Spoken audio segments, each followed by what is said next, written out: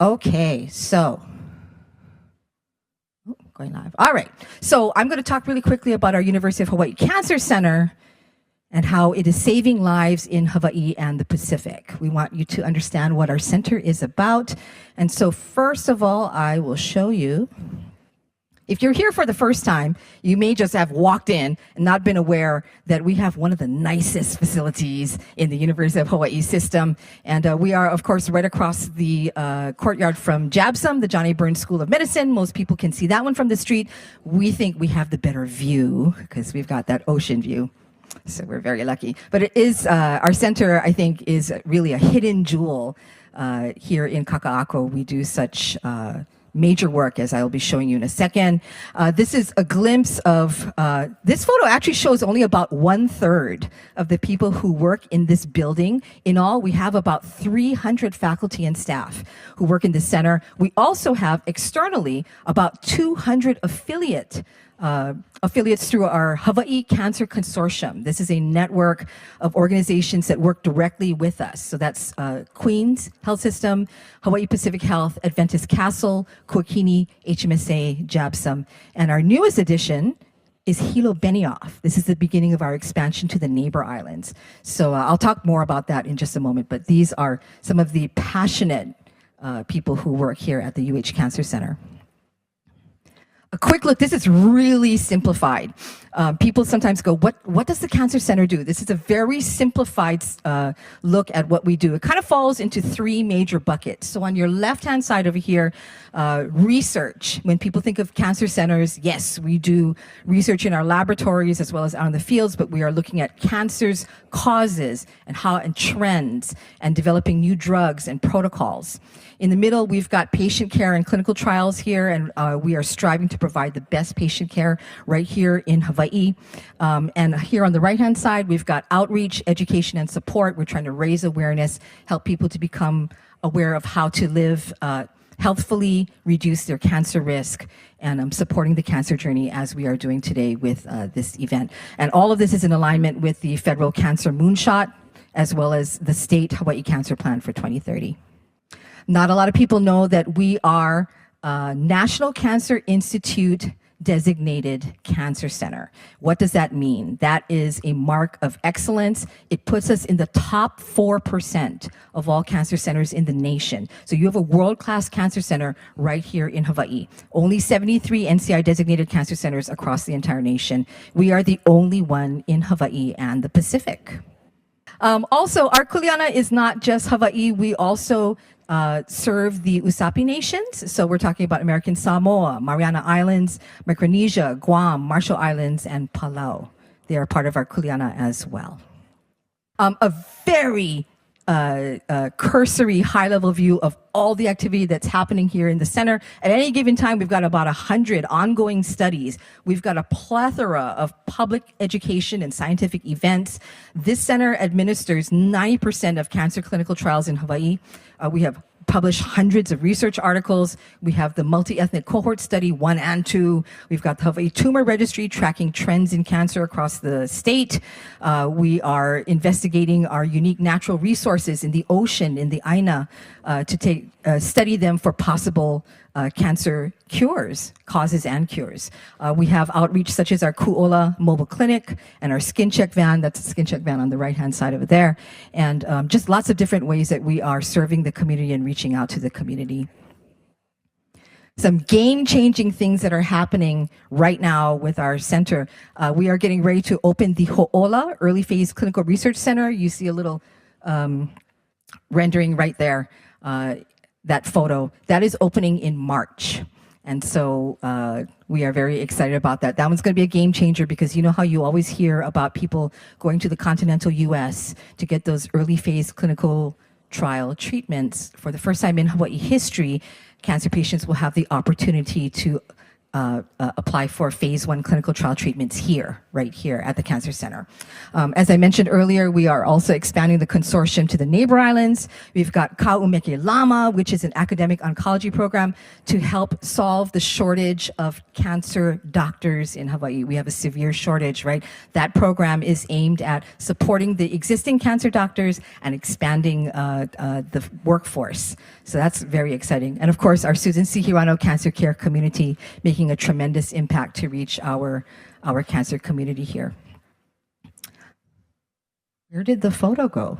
That's interesting. There is a photo there. Oh, technology. So a little bit more about the cancer care community, and I won't elaborate because we have a couple of speakers who will also talk about it. But as you know, it was created for cancer patients, survivors, caregivers, families, and we really aim to empower, uplift, and connect all of you. We currently have free quarterly events. We are actually expanding. So just stay tuned for that. I will let Peter and Tawny talk more about that in a moment. All right, but ultimately this cancer center, our goal is to save lives in Hawaii and the Pacific. We want to make sure everyone lives well, receives the best cancer care possible here in Hawaii, because cancer patients should not have to leave Hawaii in order to get the best treatment. And together we are aiming to reduce cancer mortality and save lives in Hawaii and the Pacific. Okay, now there's a quiz. I'm kidding. All right. Thank you very much for your involvement and your support. Thank you. Thank you very much. All right. So now I just want to say that our program would not be at all possible without the generous support of the University of Hawaii Foundation. So now I'd like to bring someone from the foundation to say a few words. Please put your hands together for our Associate Director of Development, Tawny Sablan. Aloha. Good morning, everyone. Thank you all so much for joining us today. My name is Tawny Sablan, and I represent the University of Hawaii Foundation here at the Cancer Center. As some of you may already know, I had the honor of working alongside Susan in the early stages of shaping this program. As a fundraiser, I feel really fortunate that I had the privilege to be a part of the team to help translate her vision into something tangible, of course, under the leadership of our amazing planning committee. Whenever Susan spoke about this community, she always came back to one central idea. She really wanted to create a place that felt like hope, a place full of possibilities, where support, education, and connection were woven into everything that we do. And I truly believe that that's what our team has built, but we're just getting started. Susan's vision for this program was expansive and intentional. Beyond gatherings like today, she envisioned having regular support groups that meet people where they are, resources that feel accessible rather than overwhelming, and care that honors the mental, physical, and emotional needs of every individual. To bring this vision to life, there's still a lot of work ahead. We know that growing this community in a meaningful and sustainable way requires continued investment, expanding our team, and strengthening our tools and systems. This work takes time, care, and resources, but it's essential if we want this community to reach its full potential. And I believe that we can all do that together. So please continue to share this community with your friends, your family, and your healthcare providers, because growing support starts with just building awareness. Or as Susan would always ask, when you leave today, just tell 2 people. Lastly, none of what exists today would be possible without the generosity and belief of our donors. So I want to sincerely thank everyone who supported this program. And most especially, I'd like to recognize Susan's husband, Peter, as well as her son, Trevor.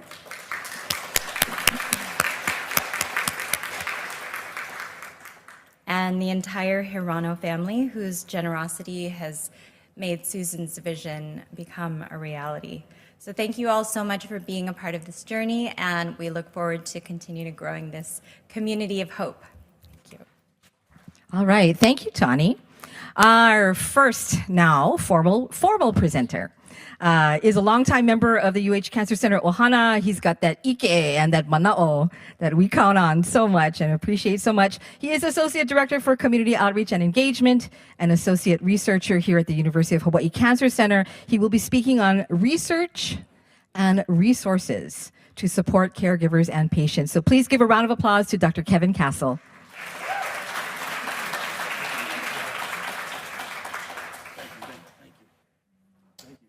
Thank you. I don't know how formal I'm going to be, but we'll try to do our best to live up to expectations.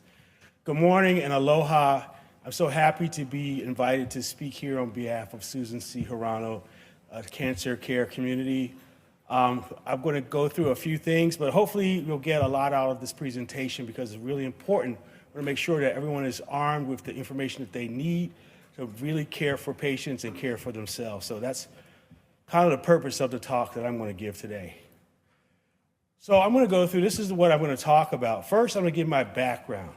Why the heck am I up here? So I'll give some information about why I'm up here. And then talk about the importance of supportive care and communications in working with cancer patients and caregivers. And I'll present an overview of some research, particularly my research, that's what I can speak most about, as well as some resources that are available to you that are available at no cost from the NCI and other organizations. So this is pretty much what I'm going to go through. So why am I here? Well, I started back in 1993 at the NCI, National Cancer Institute's Cancer Information Service at Fox Chase Cancer Center in Philadelphia. I was an information specialist, so that meant I answered questions over the phone from patients, the general public, medical providers in both English and in Spanish. And I worked as an outreach specialist part-time, dealing with specific populations, Hispanic, African-American, Appalachian populations there. So that's me when I was a baby. I was a baby back then. So in 1995, I moved to Hawaii. I applied for the job here as a joke. It wasn't so funny when I actually got here in 1995. This is our old building over at La Hala on Queens Medical Center campus. We moved here in 2013. But then, again, this is me as a baby in my role, answering calls and actually working as an outreach specialist. So one of the things that we use, and I want to make sure people understand this resource, this is the physician's data query. It lives on the cancer.gov website. It has the standard treatment options for each stage and type of cancer. It represents the culmination of research that's been done by the NCI and cancer centers across the country since 1937. What happens is every month, an advisory board meets to discuss cancer site research and updates this database so that everyone has access to the standard treatment options for each stage and type of cancer, as well as additional information about screening, prevention, all these resources. There are two versions of what's called the physician's data query. There's a version that's written for patients in lay language, and there's a version that's written for physicians. And it has references to all the research that support all the statements. So this is a primary database. A lot of organizations use this database. We use this database to make sure everyone has access to the latest, most accurate cancer information. I'll go through some of this website a little bit later. So patient-centered communication. One of my role, I thought, when I was an information specialist, was to actually provide information and empower people with resources for both the professionals, cancer patients, and caregivers. Because this is what we know. Informed, activated, participatory patient and family members, as well as an accessible, organized, responsive healthcare system with good patient-centered driven communication leads to improved health outcomes for patients. This is really, really important. Empowering patients, replacing fear with facts. So recent research, and this is the research that I draw upon from my studies, shows that caregiver interventions are effective in improving quality of life, self-efficacy, and coping. Dr. Maureen Makawa, one of my mentors, conducted a pilot study back in 2013. They looked at training caregivers of an intervention, training caregivers to provide supportive care for patients and family members. This was delivered proactively in-home through trained social oncology workers, and they found this was really effective. How this works, they provide informational, tangible, and emotional support. And how that works is the informational support provides that therapeutic knowledge, usually from the clinician, so that people know what to expect when they're undergoing cancer care. Tangible support is really, really important because when a patient is diagnosed, things change in the household. So being able to support the patient with daily activities, chores, things like that, that's really, really important to incorporate that. And then finally, often, omitted is the emotional support, coping, and mental health. So we found that social support given on these 3 levels leads to improved survival and health-related quality of life. So this is the Makawao study. She actually incorporated those factors into traditional Native Hawaiian values. Ohana, bringing in the family. Haku, having a point person for the medical care. Hanai, working not only just the physical or the biological family, but people who are close and bringing them into the supportive care structure. Kukua, having assistance, expecting family members and extended family members to provide help and asking for it. Kuleana, responsibility and spirituality, all important Native Hawaiian values that are part of supportive care. So my study built upon improving quality of life focused standards for cancer patients and develop a standardized training for caregivers to provide support and improve patient outcomes. So what it did was modify the intervention that was done by Dr. Makawao.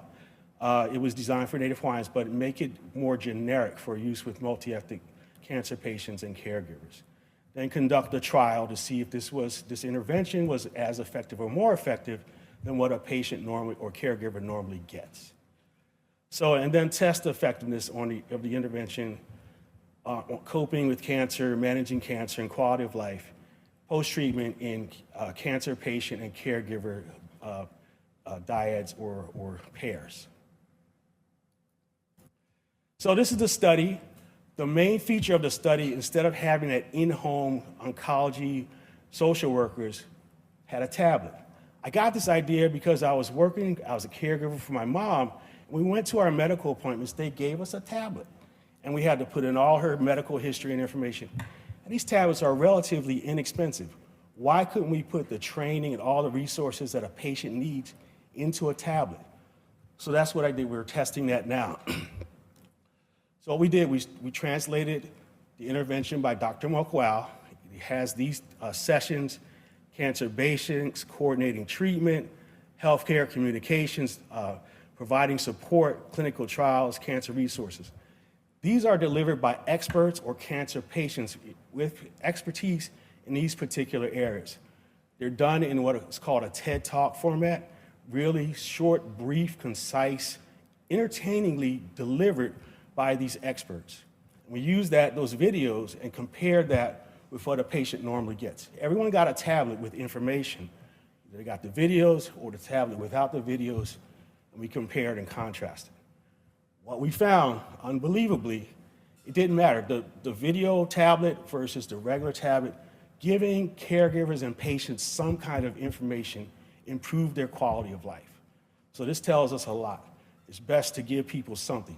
It was a little better trend towards improved quality of life for the video intervention, but the idea is to give people something, resources, empower them. Tablets are an effective way to do that. And that can be translated to cell phones and other resources as well. So here is a sample. I hope this works.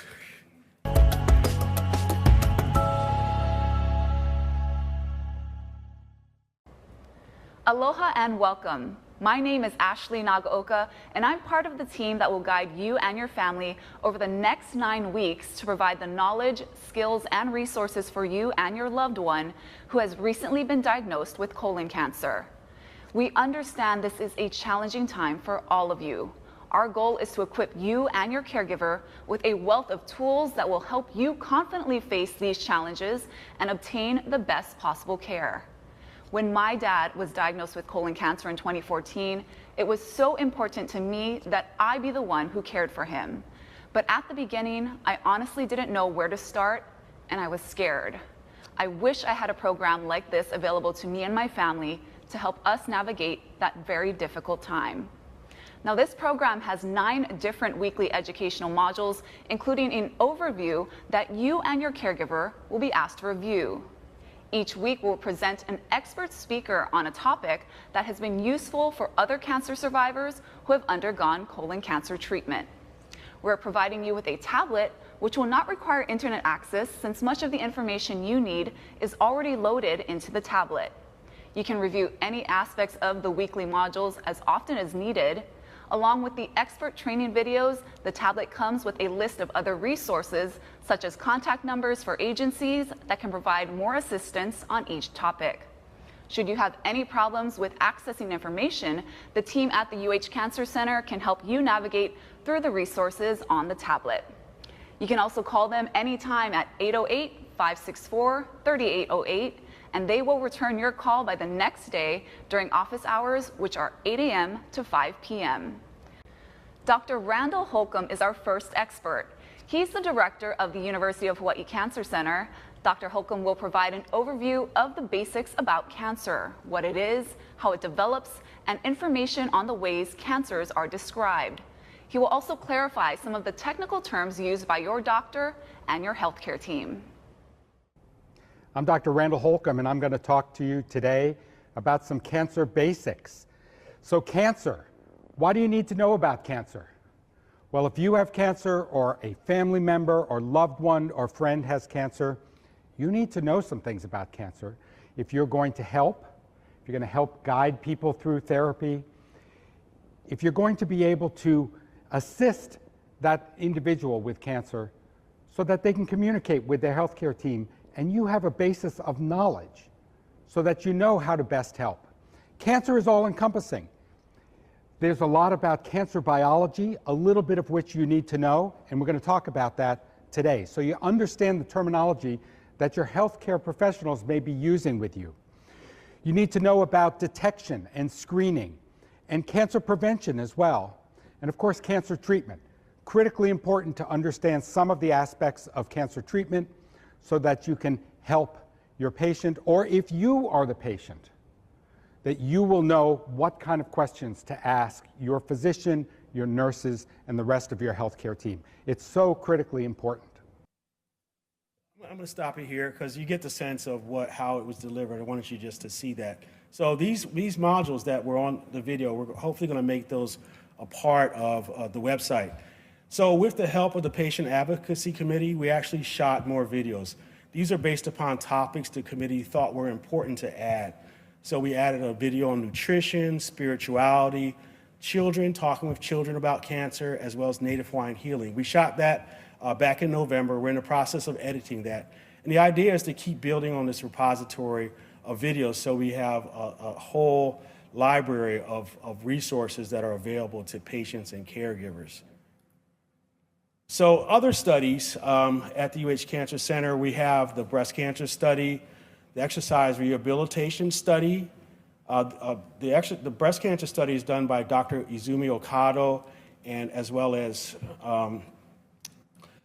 she has some other studies, clinical trials now, as well as the care coordination study that she also manages, looking at Neighbor Island access to clinical trials and how cares are coordinated across Neighbor Islands. Okay, I got it. So another study that's coming out is our Connect study, which is looking at lung cancer caregivers, and that's being developed, is looking at resources here in Hawaii to support lung cancer caregivers. So I mentioned this website. I'm going to go through this really quickly just so you see what's in here. There's a resource table, all the information and materials that I'm going to talk about today. You can access back in the back of the room. There are QR codes. You can pull up the brochures and resources. But I wanted to show this. This website, we can go into information about coping. It's a very in-depth website, has a lot of different resources, but it does talk about peer and family support. There's support for caregiver support groups, a litany of resources that are available. If you don't feel comfortable working off the website, you can call the 1-800-422-6237 number, and they will guide you through the resources that they have. And I think this is an invaluable resource for patients. So back to questions about resources, what resources are available for caregivers. Again, these are some of the things that we have, including things about therapeutic interventions, chemotherapy in you, ideal resource, radiation therapy in you, eating hints about dietary changes that the doctor may prescribe, taking time for facing forward, support documents, caring for the caregiver is another resource as well. And then what resources were provided for at-home care? And this is an excellent resource from the American Cancer Society, Cancer Caregiving A to Z. This is available. You can go to Amazon Books, and it's a real compendium of ways to care for cancer patients. So can we provide a list of support groups? One of the things that ACS, in addition to offering the PDQ and other resources, they have a real litany of different types of supportive care resources and support groups. So this is another tremendous resource. The benefit of this resource is 24 hours a day, 7 days a week here in Hawaii. So that's really important. So keep that in your quiver. Now, of course, the Susan Komen. Susan Komen is an excellent resource for breast cancer patients. We want to make sure we mention that and offer that to people. Finally, people don't often remember that what supports can be provided in neighbor island communities. We have the Aloha United Way. This is for social determinants of health, things like transportation, economic support, educational support. This is another resource you can just access the 211 number, and it's a really tremendous good resource for helping caregivers and patients provide the services and look for the services they need. So resources for neighbor island communities. This is one people may not have known about. This is one I'm actually testing in terms of research for navigating people through their cancer care. It's the Neighborhood Navigator. So I like the technology. So you're going to go into the Neighborhood Navigator. I'm going to put in a website or a zip code. This is the website for Kona. Almost 2,000 programs that are available, from food to legal to education. Let's look at this one. This is really important, transportation. So it'll pull up resources specifically for that zip code. Air transportation, that's a real important feature for people who live on the neighbor islands. So it has lists of different sources of resources for air travel to get to Oahu for care. So I just wanted to present this resource. If you want to get more information, we have the resource table in the back. There is going to be a quiz from me. And thank you. So thank you so much. I think I can take questions or no? Okay, we're running out of time. But I have a question. I can't give it to you right now, but I'll be glad to give it to you afterwards. Can anyone name the doctor that started the caregiver training program? Raise your hand if you have the answer. Noreen? All right, you got it. Okay. Name one of the modules for training. Anybody? There. All right. One more question. What is the resource for neighbor island caregivers? Who's that? Okay, all right. So these guys have one tablets that are preloaded with the information.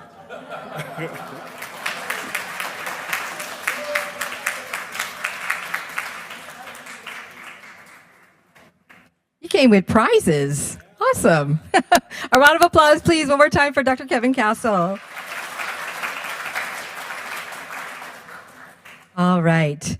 Thank you for that. And by the way, some of those brochures that you saw as booklet resources, we have printed copies of them in the back. So you can grab those if you'd rather read them in real life as opposed to on a screen.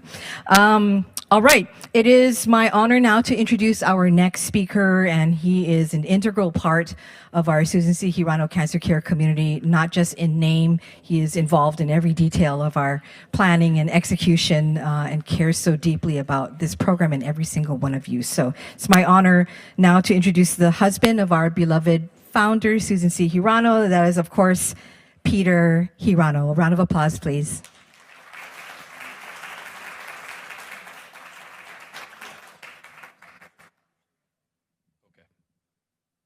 Good morning.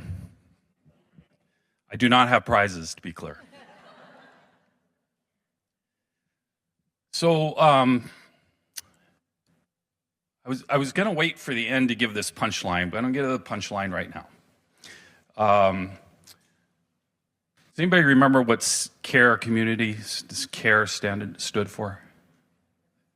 So when Sue put the program together, she was very specific about what the CARE meant. CARE, one, is community.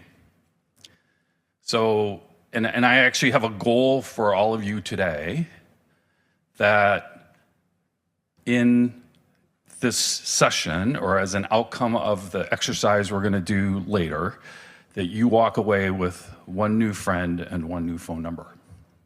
Okay? Community. Awareness.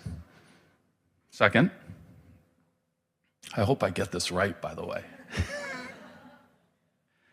But awareness of what's going on in the community, what's going on here at the Cancer Center, what's going on, what resources are available. So awareness of things and ways, things and resources that will allow you, as you go through a cancer journey, to benefit from. This is all off script, by the way.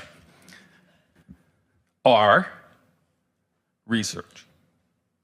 So you're going to learn a little bit more about the research. We're going to do some things. I'm stealing a little Jamie's thunder from later, but we're going to do some things to expose you to things that are going on here at the Cancer Center and elsewhere. Research, clinical trials. So with our April session is going to be focused on clinical trials. And E, anybody remember what this one was? Emotional well-being. So here's the punchline. I'm not going to spend time on awareness. I want to spend a little bit of time on community, but I'm really going to focus, and the rest of the session is actually going to focus on the E part of care, the emotional well-being.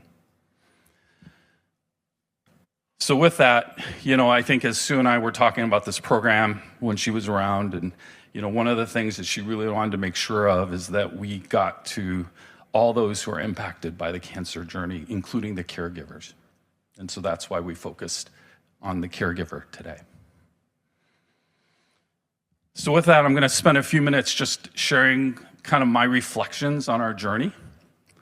I will talk about us, because it was really a journey for both Sue and I and Trevor in many ways, but I'm going to focus mostly on me and Sue. And I hope I make it through this. I'm going to share some things, and I don't want it to evoke sympathy. I think that's one of the things I think about is I want this to be a way to expose and maybe be a little more vulnerable than I might normally be about the journey, to create room for all of you to be more vulnerable in your own journey and to learn and to share with each other. And we'll explain to you what that's going to look like here at the end.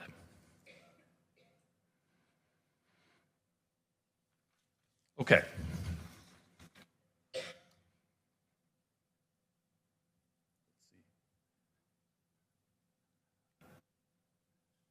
Oh, there we go. So that's our family.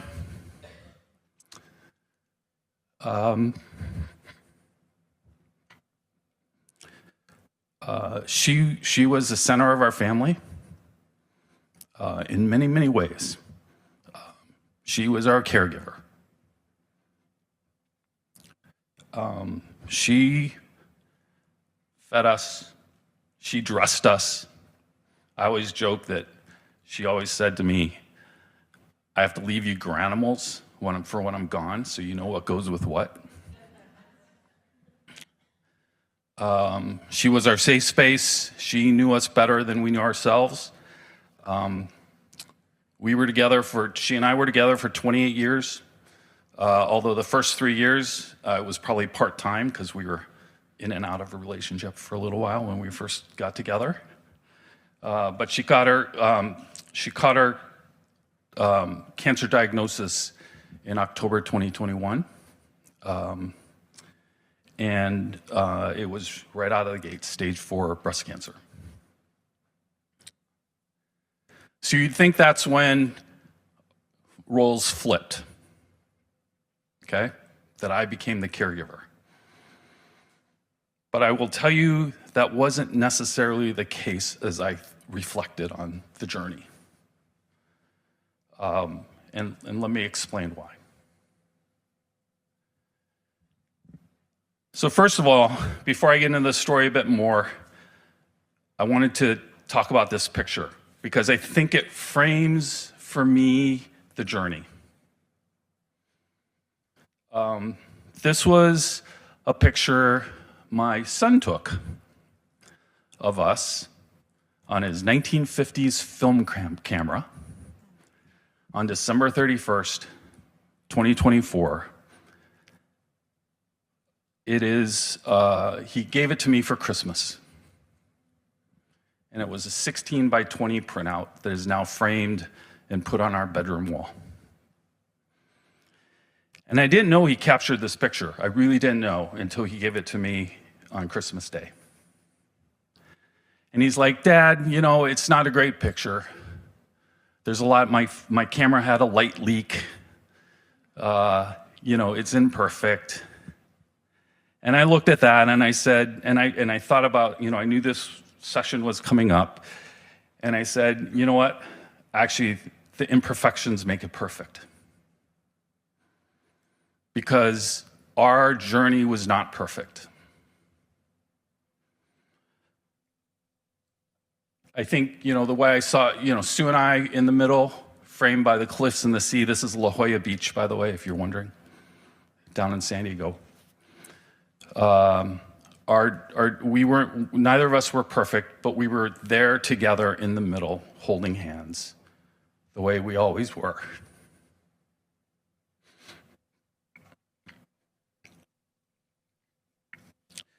She had a great day this day. This was a trip we took. We typically took a trip between Christmas and New Year's, and this was a day she felt great. She wasn't feeling great this whole trip, but this day she felt great.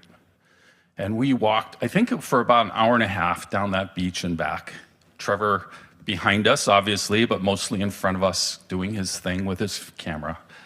But this was kind of it was a real summary of our journey. It was imperfect, but us in the middle together, no matter what.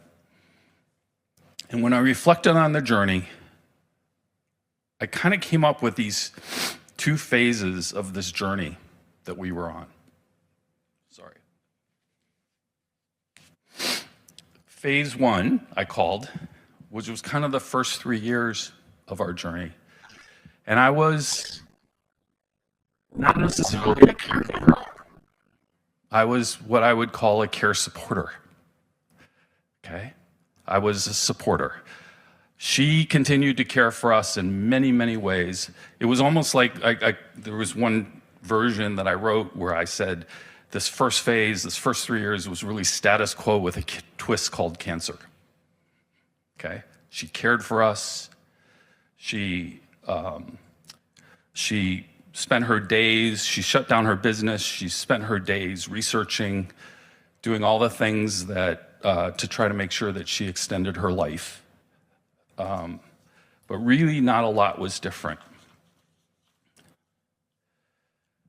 She said, "You have to continue in your career," to me. So I have a former work colleague here who knows that I was in the midst of this incredibly, in this midst of getting promoted to the most expansive, biggest job I'd ever had in my career during all this. And she's like, "You need to do that, you need to do that." And she kept the house running. I went to every appointment with her. That was a foundational thing that took place. Went to every appointment with her, and if I was out of town and traveling, I FaceTimed into the appointment. But I lost a lot of kind of myself. So basically life was work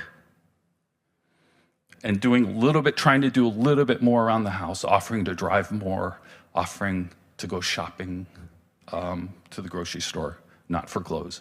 I wasn't allowed to do that. But it became kind of work and doing things.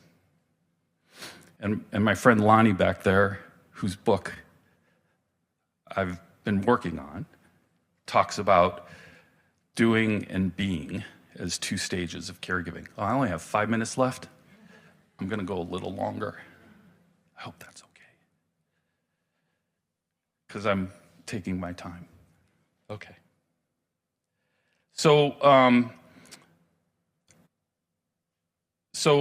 this first phase, one of the things that happened is well, I'm going to switch slides.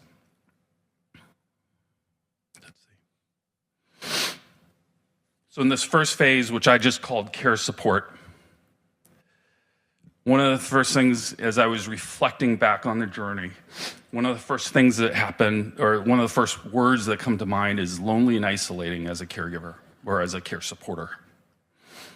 I think those of you that are in the caregiving role know there aren't a lot of people that understand this path, the way that the feelings that you have. So the first word that comes to mind when I was reflecting on this was lonely.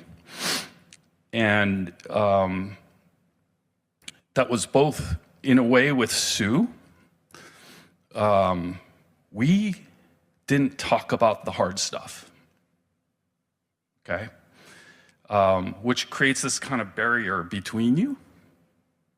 We didn't talk about the hard stuff because she was so fiercely determined to be positive and to think that she was going to get through this, that you weren't allowed to bring in the bad stuff. Okay. So we didn't talk about it, which creates a little more isolation. Second word that comes to mind, loss of self. I stopped working out. I was working out a couple times a week. I worked out with a guy once a week instead, and played golf every now and then when she kicked me out of the house. But I really lost touch with myself. And actually, she wrote me, I found it the other day, a birthday card in 2023 where she said, "You need to take better care of yourself." And I didn't listen, okay?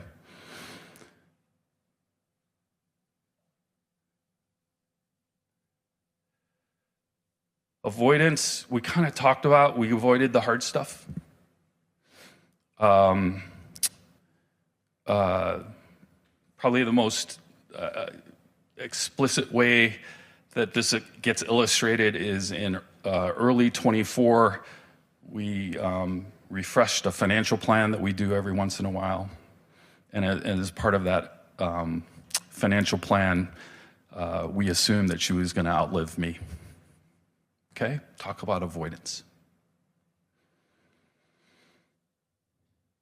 So, it sounds very depressing. I don't mean to be depressing, and I don't mean to be a downer, but this was kind of the real reflections that I had on our own journey. And I hope that some of you maybe relate to some of this. So, second part. And Michelle, I will try to get this done in a little more than 2 minutes, sorry. But the second part was things changed in September 2024. Sue and I were invited to a retreat that took place, that Queens put on for metastatic breast cancer patients and their spouses. And this retreat changed us. It changed my life. It changed our relationship. And I learned some lessons that weekend, that continue to live with me today. And I think when I thought about it and I was reflecting on it, this is when it became caregiving. because I began to give more of myself, and she began to give more of herself to me. We learned, this retreat was facilitated by Fariel, who I will introduce later, who's going to do a similar exercise for some of you today.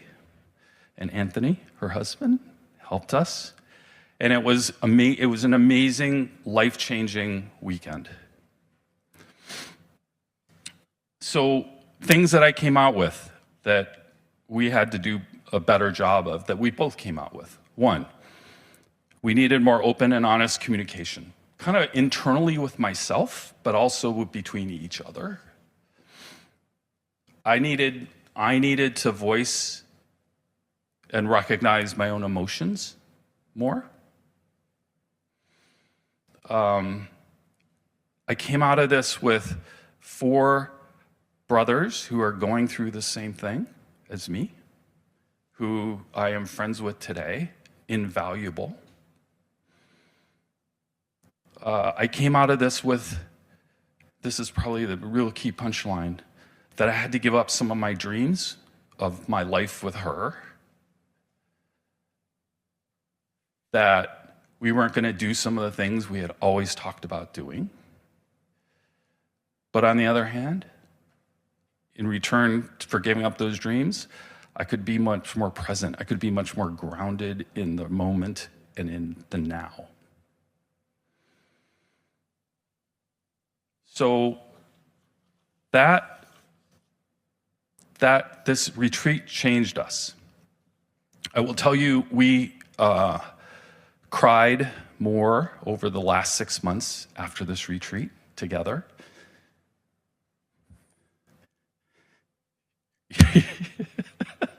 Tani's going to make me emotional too. We spoke about things that were unspeakable before. We focused on being present, even if it was just sitting together, watching a show and holding hands. We were present. We were in the moment. We had more open discussions about treatments and hospice and palliative care than we had ever had. So instead of being positive all the time, we were real. And I think when we were talking about this session and Fariel put out the power of a helpful thought, we started to lean in those helpful thoughts, even if they weren't always positive. And it changed us. So, I forgot to change the slides. It's okay. Sorry. So that's kind of the story that we have. And so the session that we're going to get into next is really going to lean into that E, that emotional well-being, because I think it's so critical. I learned so much by reflecting on this process that Sue and I went through, and I hope that it resonates somehow with all of you in whatever role you're in.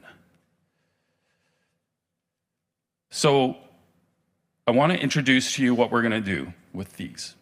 And Fariel will come up after the break and talk a little bit more about it. But as I was setting up for this kind of thinking about what we should be doing in this caregiver session and reflecting on my own journey, one of the things that we learned on the retreat was journaling. Okay? Journaling is the exercise not of writing for somebody, but to write yourself. It's a free writing, non-judgmental way to surface what you're thinking, what you're feeling.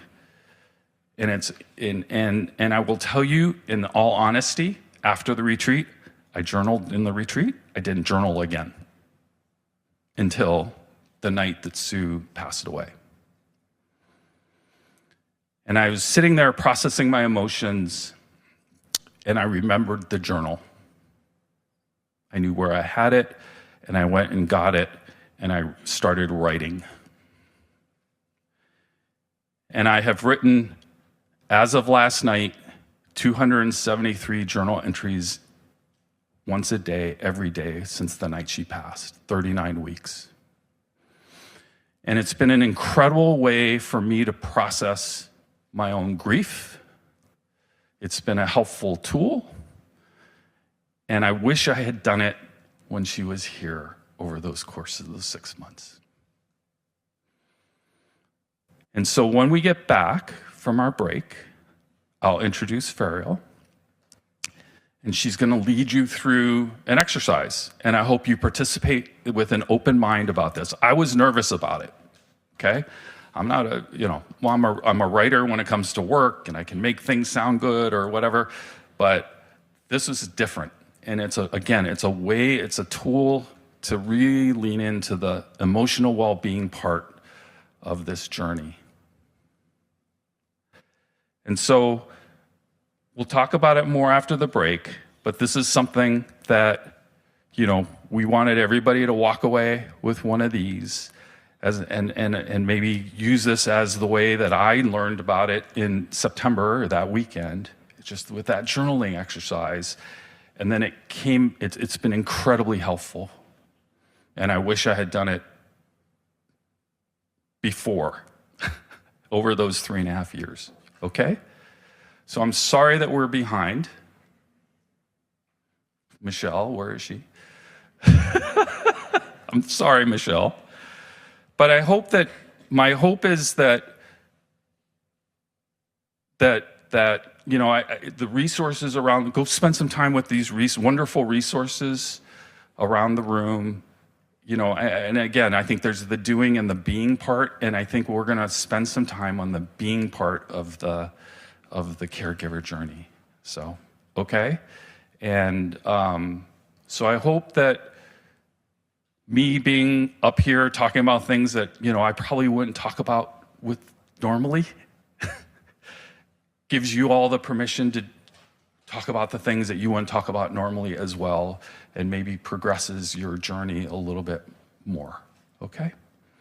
So with that, I think we have 10 minutes, sorry. We'll take a break. There's food, there's resources, and we'll come back in 10 minutes at 10:15, and I'll introduce Fariel, and she'll take it from there. Okay? Thank you.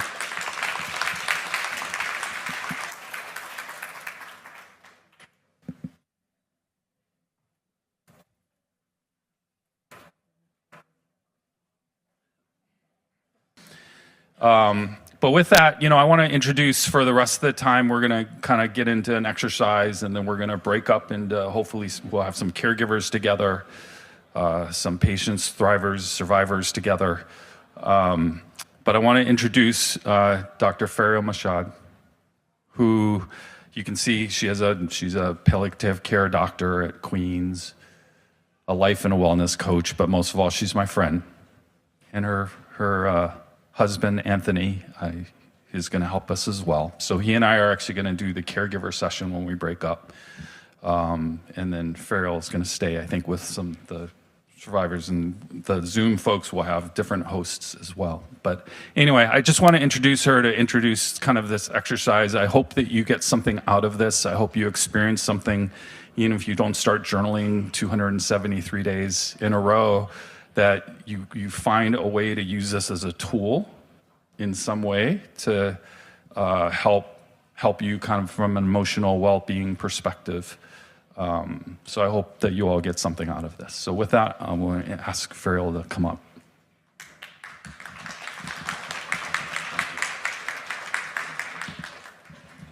Thank you, everybody. The good news is I'll talk fast, so I will be able to catch up if there's a little bit of time behind. So welcome, everyone. I'm super excited to be here. I just want to say that I am especially feeling honored because it's a full circle moment for me, because I saw Sue outside my clinic when she was waiting to get treatment, and I just heard about this, and I said, I'd like to come and help somehow. Can you need any help? And she was looking at me, and she's like, I'm sure we could use you. And a month later, she was no longer with us. And I remember the day after Susan passed that I reached out to Peter, and asked her how she's doing, and he said that she had died, and he said that he's been writing in his journal, and really, really moved me. So even though this is for caregivers, I just want to see just a show of hands. How many of you consider yourself a caregiver in this space? Okay. For the rest of you who have not raised your hand, I have good news for you, maybe good and bad news. You're all caregivers. Maybe you have not been a caregiver to a patient with a serious illness, but you care for other people. And I really love the story that Peter started by saying that she was the caregiver in the relationship. So whether you are somebody who's living with cancer or not, you're a caregiver to other people. So there's good news and bad news. The good news is research tells us the givers are happier than the takers. So the act of those of you who are here volunteering, and you're here because you want to be here, if you're someone who tends to care for other people, there's a little bit of a dopamine release. And I always say, when you're altruistic like that, has a little bit of selfishness in it because you feel good by taking care of other people. We feel good, and that's why volunteerism is a thing. But the bad news is when you're a caregiver for someone with serious illness, it's sort of like until the end.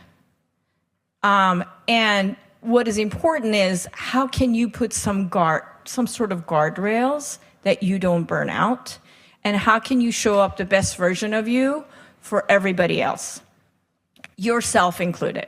And again, I love how he had mentioned self and the second part of his journey, turning the light inwards, as the Buddhists say. Start focusing on, what do I need? How can I show up in the best version of me? Not just so I can care for other people, but I can still keep on going. So that boundary with a sense of yes, how does that feel? So I really, really love this because as a palliative care physician, all my patients have stage 3 or 4 cancer. And I love seeing them because while it may feel like that's a bad news, I feel like there's so much you have control over. And what you have control over, whether you're living with cancer or caring for someone who is carrying that diagnosis, you have so much control, Nick, up. How do you see yourself and how do you see your life? One of the things I always say, you may have heard this and you can help me. Have you heard this statement that I think, therefore I am? And I really, really love this, but I want to fill in the gap for you. I think, therefore I'm anxious. I think, therefore I worry. I think, therefore I'm overwhelmed. I think, therefore I'm confused. Human beings, and you can do your own study to fact check me, have anywhere between 12 to 60,000 thoughts a day. That sounds insane, but on average, most of us have thousands of thoughts every day. And 80% of those thoughts are negative thoughts. And 95% of those thoughts are recurrent thoughts. So I know Peter mentioned that I also am a life coach and I work with women physicians who are facing burnout. And what's interesting is they have the same thought. I've been coaching them on the same thought for 5 years because we tend to have recurrent thoughts and it's really, really hard to remove ourselves from way of thinking that we have. It's not negative thought in a way that Peter was mentioning, negative thought, positive thought, but it's the thought that we are wired this way because we have negativity bias because we were trying to survive. As cavemen, we didn't want, so our brain is wired to look for hazards. And to keep us safe, we keep going to the worst case scenario. But what happens is we're not living those times anymore, but we still worry about the worst case scenario.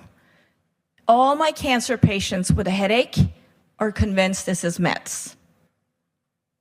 Could be something else. Maybe they didn't have their caffeine. Maybe they're dehydrated, but that's not what they're thinking of. Their brain automatically goes to worst case scenario. So what I want to offer you and what we're going to do today is this amazing, liberating, and intentionally grounding exercise that I'm going to share with you, and this opportunity to give your brain equal airtime for what if the worst case scenario is not true. So if things can go wrong, they can also go right. I had a patient and she used to have a radio station. And when I said, all we're doing is giving you equal airtime for positive or neutral thoughts, it just like blew her mind. Thank you. So this is what we're going to do today. And I want to tell you, if your brain goes to negative thoughts, you're human. So welcome to our state of being human. But what's beautiful is, while survival got you to be where you are today, awareness is going to help you thrive. So day to day, having awareness, allowing to choose a thought that feels lighter, that could also be true. That headache may be because I am dehydrated. You're not saying it's not cancer. We're not talking about, hey, let's look at it from a positive. We're not putting a positive spin on anything. But if you have no control over the outcome, when you just had a PET scan and your brain is like, I'm sure there's going to be, everything is going to light up, it's possible that it may not. And if you just allow yourself the thoughts that are lighter and are not heavy, what it does for you is actually creates a better state of being for yourself. We're talking better sleep. We're talking better reactivity. We're talking how you show up for everyone in your life, including yourself. And you're going to love this. You're going to have better immune system. The way your immune system is going to respond, because you are coming from not this highly vigilant, high cortisol, continually stressed way of being, you're going to show up better for yourself. So there is science behind it, but even before science, exactly what Peter was saying. When you start just paying attention to what is going on, when you fine-tune to the right frequency in your brain that, what am I thinking all the time? And you get into a habit of just observing your thoughts. We're not going to put a positive spin on it. What's the weather like in there? And when it's negative and you have this awareness that it's not good, you're just going to pause and reflect. Is this a helpful thought? Right? And, worrying about tomorrow, worrying about what could be on the other side of what's happening in your life, it's like paying a debt you do not owe. Who wants to do that? So you get to decide, how do you want to choose in your life? If my husband is late to get home, do I have him dead in a ditch because he got into an accident? Or maybe he's stopping by to get flowers, a bottle of wine, or whatever. Our brain tends to run to the worst case scenario. And I want to give you an opportunity that in your life, the way you show up, not always focusing on the worst case scenario, allows you to focus on possibility of the best case scenario. So while we don't have any control over what that PET scan is going to show, or I have no control over, if I'm caring for my loved one, what state of mind they're going to be, or are they going to be nauseous again after chemo, or how am I going to show up for them? Giving yourself equal airtime that, this time she may do well. This new medicine may actually help. So this constant worrying, constant trying to, again, not choosing the positive thought, but thoughts that are helpful, allows you to operate from a place that is expansive, and then you're not fighting with yourself all the time. And so if you don't know, so we're going to do this exercise. I'm going to give you a minute, and you guys are going to write down. So there'll be a prompt. So you start looking. Most of us, if we have not used to journaling, when faced with a paper and pen, we immediately make a to-do list. And I have to do this, and I have to do that. So this is a different exercise if you've never done that. I'm going to put prompts up there, and you can answer the first question or second question. Or what I really like, one of the chaplains that I used to work at in my old hospital, her check-in was, how's the weather with everybody? And what I like about that, if you don't know how to see how you're doing, is weather doesn't have a judgment. And we're just looking at our thoughts. There are no good thoughts, no bad thoughts. They're only helpful thoughts. And how you determine what's a helpful thought is that it feels lighter. My time's up. So next slide, please, Ben.